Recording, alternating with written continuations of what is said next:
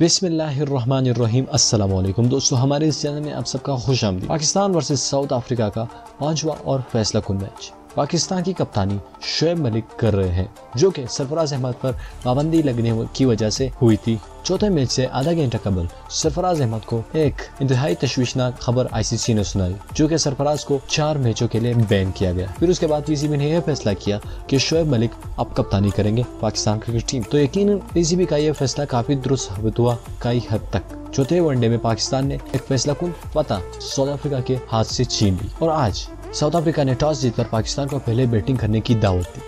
पाकिस्तान के ओपनर जायद, फखर जमान और इमाम-उल-हक जिसे अपने इनिंग्स और रन बनाने पर काफी गुरूर था, जो कि तीसरे मैच में इमाम-उल-हक ने एक इशारा किया था खामोश रहने का। उसके ऊपर सोशल मीडिया और मीडिया के ऊपर इमाम-उल-हक का मजाक उड़ाया जा रहा है। और इससे पहले भी इमाम-उल-हक और याह्या हुसैनी का क्लैश हुआ था। याह्या हुसैनी ने इमाम-उल-हक को एक बुज़दिल प्लेयर कहा था और ये भी कहा था कि इमाम-उल-हक के भतीजे होने की वजह से इमाम-उल-हक टीम में है, जबकि इमाम-उल-हक से अच्छे खिलाड़ी टीम से बाहर है। तो इसके हवाले से जब इमाम-उल-हक ने अच्छी इनिंग्स खेली तो इन्होंने अपनी उंगली से इशारा किया याह्या हुसैनी की जानिब। और आज जब इमाम-उल-हक 8 रन पर आउट हुए तो सोशल मीडिया पर उसका मजाक उड़ाया जा रहा है। तो दोस्तों, इस बारे में आपकी क्या राय है, आप हमें कमेंट करके बताइए। क्या इमाम-उल-हक अच्छा प्लेयर है, पाकिस्तान में होना चाहिए, या इमाम-उल-हक की जगह कोई और ओपनर होना चाहिए?